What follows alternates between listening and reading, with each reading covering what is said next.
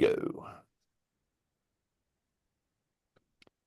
All right, so we're joined from Raleigh, North Carolina, by my friend Zakiya Wiggins, one of just 566 Black female architects in the United States. This is her third time joining us, and every time it's so amazing. We are in the architecture and construction career cluster. I've got a room full here with me at Velma Jackson High School, and we're recording this for all of our friends in Madison County Schools, Ridgeland High School, Germantown High School, Madison Central, Rosa Scott, the Academic Options Center, and our YouTube channel. So thank you again for taking time to join us and show us some of the incredible work that you do there in North Carolina.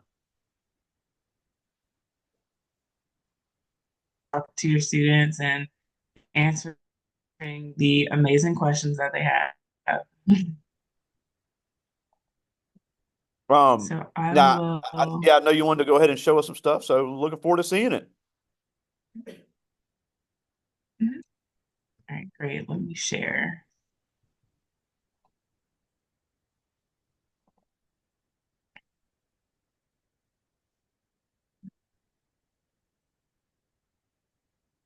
Sorry. I There we go. All right. So thank you for having me. I'm Zakiya Wiggins, licensed architect here in North Carolina. So I added this timeline just to kind of show you what my path has been like and also talk about what the path is like to become a licensed architect. You have to have a Bachelor of Architecture degree or a Master's of Architecture degree. So that could look like up to 5 to 6 years of post-secondary education after high school. So for me, I went to NC State. So what was that? I didn't say anything. Oh, okay. I thought I heard some feedback. Um, I went to NC State after I graduated high school, and I graduated in 2015. Then from there, I went on to Morgan State to get my master's of architecture degree. And after that, you have to do about 3,740 hours of experience, which can take about 3 years. So I did that from 2017 through 2020. During that time, I also began doing lead certifications to kind of wrap my mind. In 2018, I started the architect registration exams known as the AREs, and it's a six-part series. And I wrapped that up in 2021. And from there, I started as the NC president, which is the North Carolina chapter of the National Organization of Minority Architects. And now I Wow. serve as the past president. And now in 2025, I have about 8 years of experience, and four of those have been licensed. Wow.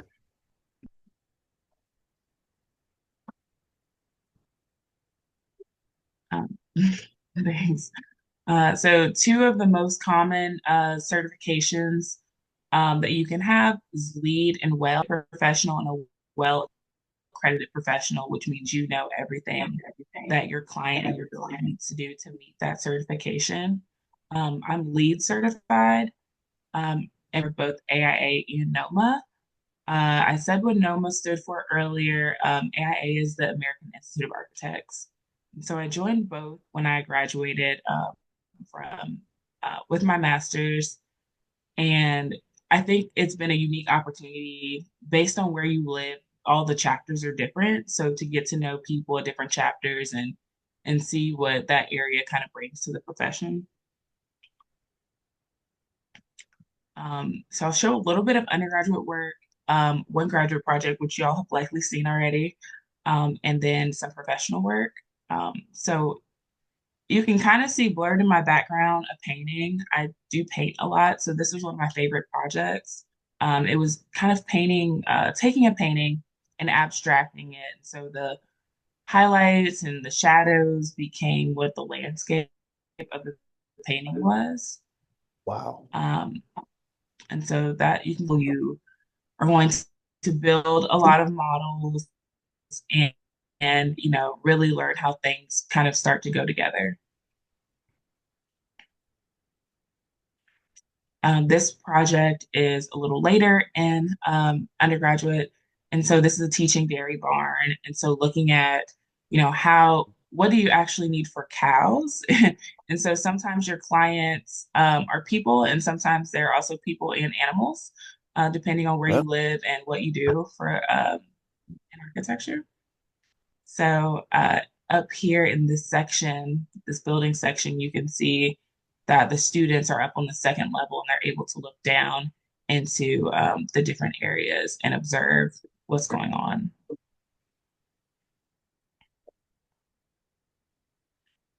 This project is the Veteran Ability Center. This is my thesis grad school. And so I wanted to do something that was community based and that looked at accessibility from a more extreme viewpoint. And so, what does someone who may not have any physical, abilities of their legs need? And so, how is someone able to come here and rehab?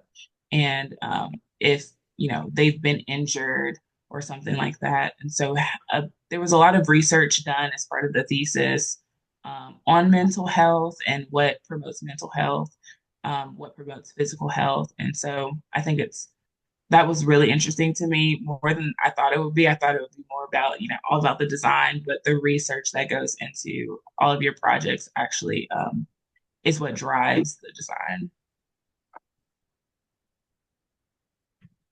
And here are some renderings of the inside. That area starting at the top left, that will be one of the lower floors. And so starting off on that ramp and going up around to circulate the building, um, and passing through the different areas. And then the center is the pool that was on the last slide. I just, I've seen this a few times. That still is so cool to me. We have different things. Um, this is we have a lot of different kinds of drawings in architecture, and so one at the side of the building, and then this section shows the same part of the building, but if you took a slice through it, um, and then this is also kind of similar, but it combines the two, like section, elevation, and perspective. And so, talking about it being like a community-based project, this bottom left image is actually from Google Earth. Um, and so we were able to, or I was able to see, the kids playing in the neighborhood and what kind of impact that building would have on the area, if it existed in the neighborhood. And here's the nighttime view.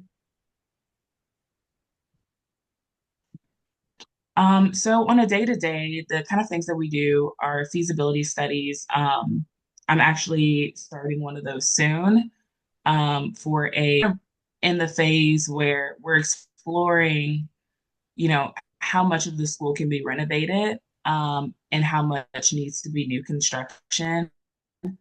And what's really exciting about it is it's a historically Black middle school in Raleigh, North Carolina. Wow. And initially, it was the only Black high school in Raleigh when it first opened, pre integration. And so once the school was integrated, it became a middle school. And so it's had different additions and renovations over the years, but this will be one of the more major ones. And so I'm really excited about that. And that's hopefully next year I'll be able to tell y'all more and show you some images of what we plan on doing. That's awesome. So that's feasibility studies. We meet. Thank you. I can't wait to update you. We are really just starting. Um, so we have client meetings. We meet often depending on what phase the project's in. We may be meeting bi-weekly. We may meet once a month. We may have presentations that we need to do with stakeholders. Three is really what we spend the bulk of our time doing, is working on the drawings that eventually go to the contractor to construct the building. Four, selecting materials and finishes. And this is really a collaboration with our interior designers. So depending on the size of the project, it may be that the architect is doing all of the materials, all the finishes. But on larger projects, it's great to have an interior designer or a team of interior designers that have that like more dedicated knowledge of materials. And then once the project's in construction, we visit the site and we make sure that it's so getting into LS3P's work. We have, I guess, about 16 into this Wow. aviation and transportation, civic, faith, healthcare. We really do it all. So our firm is about 500 people across 12 offices, all in the southeast region of the US.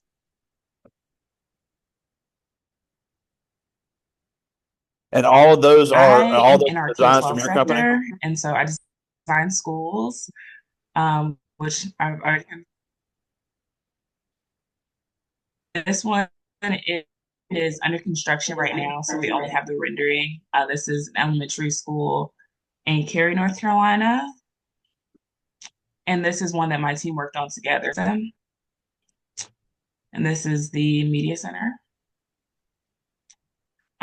This is a different school, this elementary school, and I wanted to show this image because we often don't get to see a lot of aerials, but when we're designing and we're planning the building, one thing we also have to think about is transportation and how people are getting in and out of the site, or carpool will take when you're getting dropped off, and design that experience. And oftentimes, like if you have a renovation and there's, a pain point for parents that like, oh, the line is so long all the time. Like that's an actual opportunity to design something better and make it a better daily experience for everybody coming to school. This is that same school. This is Northridge Elementary on the inside, coming in from the front doors and um, being near, I think this is like one of the classroom areas and the learning commons. This is a civic project, so now moving on to another sector. So I'm going to show about two or three images from each of the few sectors that I selected. And so civic can include any kind of public spaces, and so that would include libraries. So this is Fuquay Barina Library, which is out near where I live. Healthcare is another sector that we do, and larger hospital buildings. Um, so this one is also in construction, so it's not complete yet. So we have these renderings to show what the experience will be like when you get there, what the outside will kind of be like. Then I also pulled this image when we're planning for a project. Down here, you see what the floor plan is, and you have the idea of what the lobby will look like or feel like. And so, pulling inspiration, this looks like from the mountains or outdoor scenes, and that Wow. then becoming like the color inspiration and the color palette for the experience that you want people to have in the different spaces. So this is a lobby space, and this is kind of more of a break space and dining, and a patient room.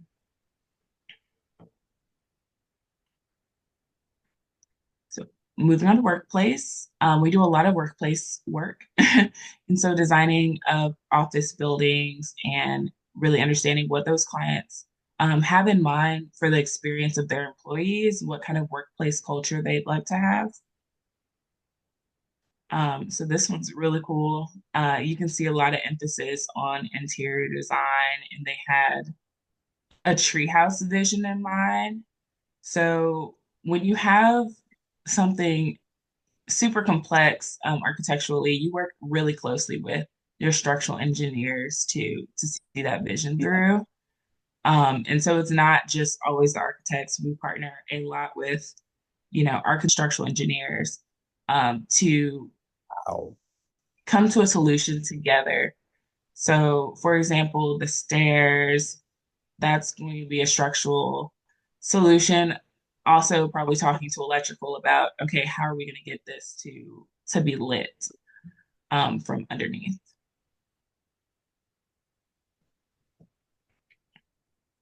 Higher education. This is a business school, and I really loved a lot of the images from here. So there's a third slide. And so from both inside and outside, you can just see the different levels of connection with the stair paths, with where all the different levels that there are inside and outside at grade and coming up, to this next level and being able to go outside and have that patio or, see out to the rest of the campus. And here are some other spaces in there, both for studying and dining.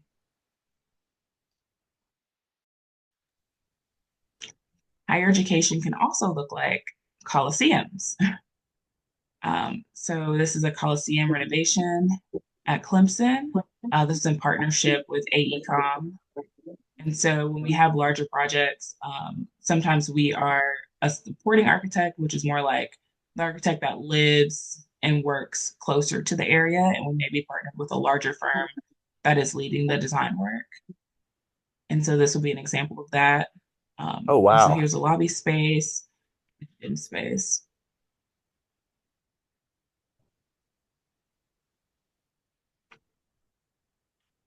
And lastly, as you said, architecture needs your vision, your perspective. There is, not a great amount of diversity. I think the field is getting more diverse every year, but it's still kind of a slowly moving tick mark. And so, if you're interested, it would be great to learn more about architecture and reach out to, the local schools in your area, the local higher education schools that offer architecture programs, and find out what resources they have or what camps they have or know about that you can get more information. That's awesome. And I am to all your questions. Thank you. I tell you, it's always incredible all the work that you show, and I get blown away every time I see it. Just the use of technology is changing just in the last few years. But a couple things before I get to their questions that I always like to ask is: you went to a great PWI at NC State, and then you went to a great HBCU there in Baltimore, Morgan State. So I like asking people that do both. Both of them offer great pros and cons in higher education. So as kids are starting to make decisions on colleges and they are looking at PWIs or looking at HBCUs, we have 7 HBCUs here in Mississippi. So what are some things that one offers that the other one doesn't? Because a lot of times people get the blinders on and they only look at one or the other, and both of them can just be such a great complement to each other. Yeah, I think that's a wonderful question. A lot of the reason, so when I first applied to college, I applied to two PWIs and two HBCUs, and both two schools were in state and two schools were out of state. And so one thing that I had to consider was financially what was feasible and what made sense to do with, choosing an in-state school. How much was I being offered in scholarships? Because you have to apply for scholarships. There's so much free money out there. Um, so that's a side note, is to never kind of discount yourself and think you may not be qualified for a scholarship because of one thing or another, or that they only want students with 4.0s. There's a variety of different scholarships. I did happen to have a high GPA, so you're also encouraged to, do that and keep your grades up. Um, so I would say, I had to consider financially what made sense, but I also lived 15 minutes from it. So I think educationally, Oh, go to the schools. Yeah, surprise. I live very close to campus. So I would tell people that I could drive home in the amount of time it took to walk across campus. Um, so I think looking at what kind of culture you want to be a part of. So what if there's maybe you're interested in certain Greek life activities or you're interested in getting involved with certain organizations, which schools will have those? What kind of network is it that you want to build while you're in college? Where do you want to live after you graduate is also important. And seeing, okay, do I want to go to the school that's in the area that's where I want to kind of put roots down after graduation? So those are kind of all the things that I considered. So initially, when I went to NC State, I think I was thinking I was just going to do all of my, education there. And although it was a great program, I feel like when you're at a PWI, you have to seek out community. It's Yep. not immediately there as part of your programs. And so it kind of becomes an extra curricular just to feel like you belong in some cases. Especially at the larger And so that's something that PWIs. I experienced, especially at the larger PWI. So my roommate was the only other person of color, honestly, in my graduating class, and so we spent a lot of time together, just going through things and understanding each other on that level. I think. Um, And so when I was looking into graduate school and thinking about if I stayed at NC State or if I went somewhere else, I felt like I would be missing out on an opportunity to go to HBCU and have that level of community that I didn't get to experience at State. And so while both are great programs, I think also the projects were different. And so there's a lot of more technical, I would say, emphasis on the education I got at NC State. Morgan State was really community focused, which I really enjoyed as well, because we were out seeing, what were the effects of redlining in this community as part of one of our classes, and walking through the neighborhoods and seeing what are the tools and ways that kind of can be seen in the built environment. And that's not really something that's talked about enough, so that you can actually recognize it in real life in person when you're seeing it. Um, yeah, I would say those are reasons. Yeah. Now, and I know you mentioned this briefly in your presentation about you get to visit construction sites because this is not a career where you're just in an office all day. You get to see the fruits of your labor. You get to go and double check specs and see the materials. And I know you love posting the pictures of you in the hard hat saying girls can be out here too. But we may have some kids that are saying, look, all this is cool, but I don't want to go to college. Architecture and construction, just as much as any other field, has some of the most lucrative trade and skill jobs for any than any other area. You deal with tradespeople every day that make in the six figures, and they don't have a college degree. They went and got certified to do very important skills that these buildings depend on. You deal with HVAC people, you deal with electricians, you deal with welders, you deal with bricklayers, you deal with steel workers. So talk about some of those trades for some of the people that are like, yeah, construction's cool, but I don't want to go to college.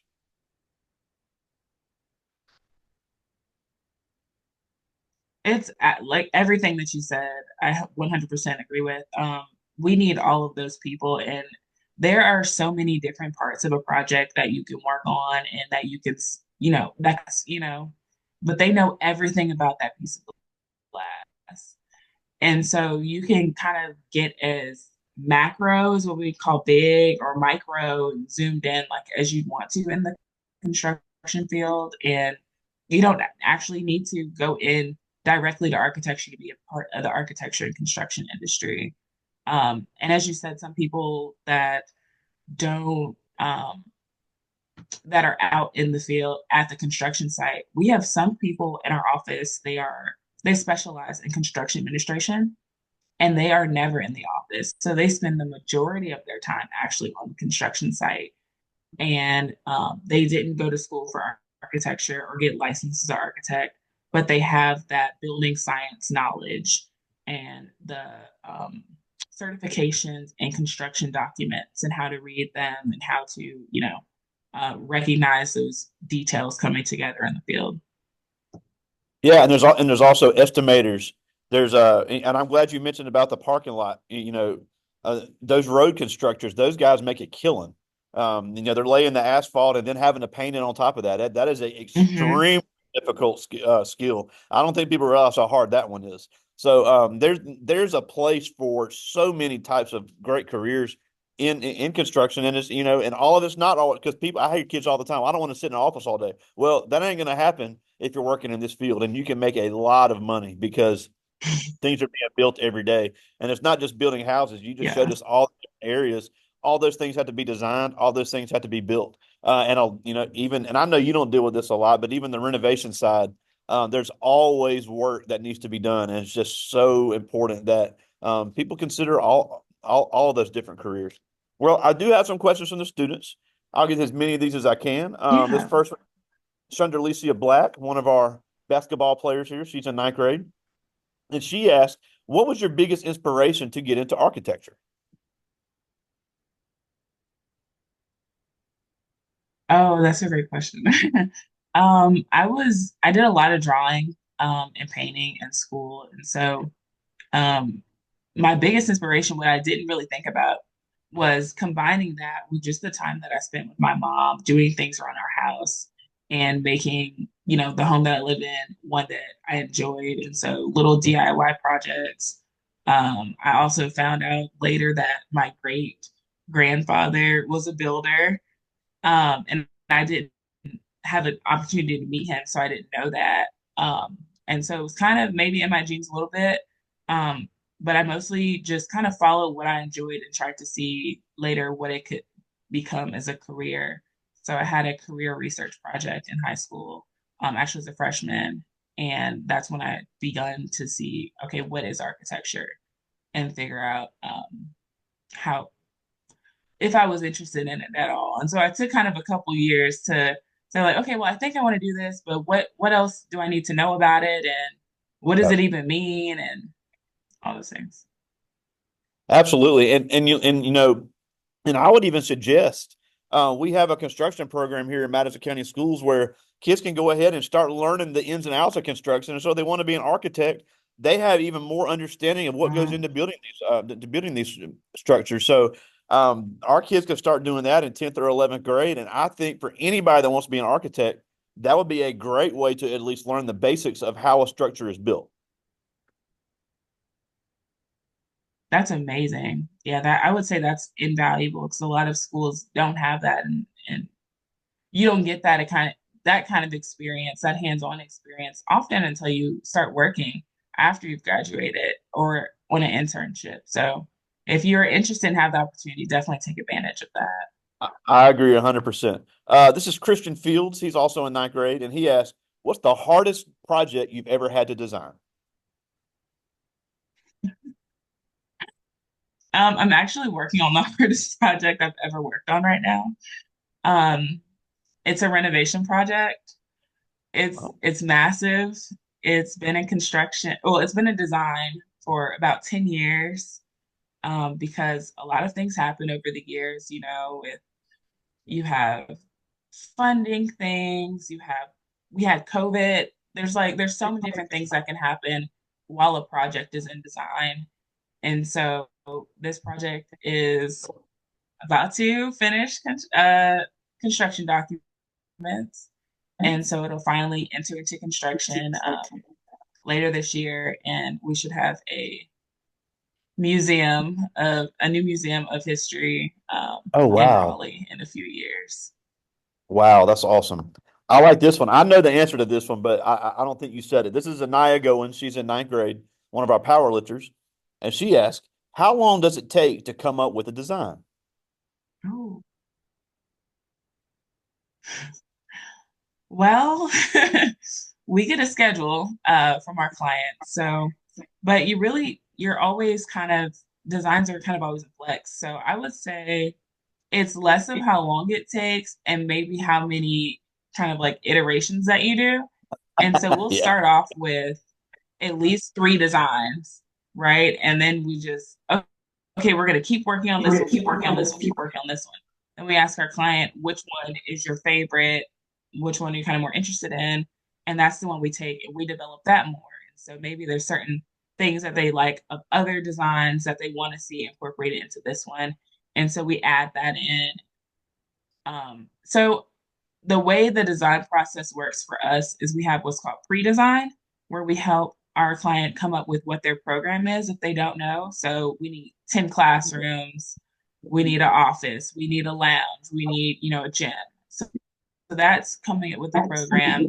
And then we have schematic design where we kind of have the general idea of what the layout is going to be, um, and what the outside will look like, the main big materials. And then design development is where we really get into the nitty gritty and getting things locked down into like, okay, this is where the direction is going. Awesome. And I so got all time of for two those more. phases stuff can change. I have time for two more. This one is Trayvon Tucker. He's in 10th grade. He's one of our football players here. And he asked, "Do you remember the first building you ever designed, and how proud of it were you?" I do. I was so proud. I still want to go buy it. So the first building I ever designed is in Wilmington, North Carolina. And at the Oh, time I was working in an office that only did public safety. And so it's a police and fire training center, oh, which I cool. never thought, and sheriff, is it sheriff? No, it's just police and fire at that one. So I never thought I'd work on something like that. And so it wasn't a huge building. It's one story. Most of the space is probably about like 5,000 square feet. Um, but the first time I got to go out there, that was the first construction site that I had really been on. And I got to go out a few times and see the walls come up and see, all the materials and then go to opening day and the ribbon cutting. And it was really special. That's cool. And then on top of that, you have a huge hand in public safety there because you really literally designed a building that it was going to train people to save people's lives. So that's got to be really cool to know that the first building you got to do had a huge part in the safety of the people of Wilmington. Yeah, absolutely. All right, I got time for one more. This is Karen Queen. She's in 10th grade, one of our volleyball players. And she asked, "How has architecture affected your life the most to where you are today?" Oh, okay. So I would say architecture architects. And I think that going to my first architecture conference, I went right before graduation and I went with a mission to leave with a job. And so I happened to get a call back for interview a couple days later. So I didn't need to necessarily follow up on any leads that I met there. But at the AIA conference, I met some people from NOMA and they really immediately became like family. So I have like my architecture family, and it's like a system of mentors that I'm able to reach out to if I need assistance or just get design inspiration from these professionals that have been in the field 10, 15, 20, have this experience and they've been in leadership in these large firms, or, some of them have owned their own practice and things like that. Um, so does that answer the question? I kind of forgot exactly, um, exactly the question was. But she was just Can asking you repeat about the question? how was she was just asking about how much architecture has affected your life, and looking to where you've Hmm. made it today. Yeah, I would say, yeah, Nomad's had the greatest impact on me in my architecture career. Um, and other than that, it's just you start to see more and more how architecture is everywhere, and you're looking at, oh, there's groundbreaking going on over there. I wonder what the new project is, or who designed that, or is it going to be a school, or is it an office building? So I think it's made me more aware of like what's going on in my community and what projects are upcoming, and looking at what the master plan is for the next 10, 20 years, and being able to actually understand those phases that are coming up. Absolutely. Well, we're almost out of time, and we always just thank you so much for taking some time for us. Like I said, I will never get sick of seeing the cool stuff you work on because these technological advances in this field are incredible. But before we go, it's no coincidence that I always ask you to do this during Black History Month. And I know that's important to you to show the representation that is growing, but is also needed in this field. But really, this is a field that needs a lot of people. We need more women. We have a lot of first generation Americans in our district. This is a field that desperately needs bilingual people because of the multiple countries of origin of construction workers. And this is a field that really is not going away and is going to get more advanced. So it really needs good people to consider getting into it. So why should these kids really consider getting into the architecture and construction field? I would say you should consider it because you have a chance to shape your community. You have a chance to leave a lasting impact on the places that people work, places that people play, the places that children go to learn and discover life. You can impact the hospitals that are built and the medical centers and that people have access to. And so I think no matter kind of what your interest is, some people have multiple interests, and you think, I actually, one of the people I work with, she used to be interested in the medical field, and she thought, like, oh, I want to be a physician. And then she went to school and she was like, I actually don't like science that much. But she still had that interest in the medical field. And so Yeah. she became a healthcare architect. And so I Wow. thought that was pretty.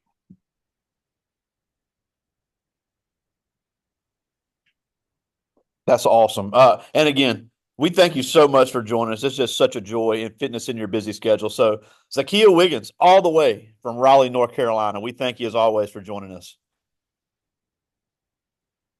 Cool. All right. Talk to you soon, buddy. All right.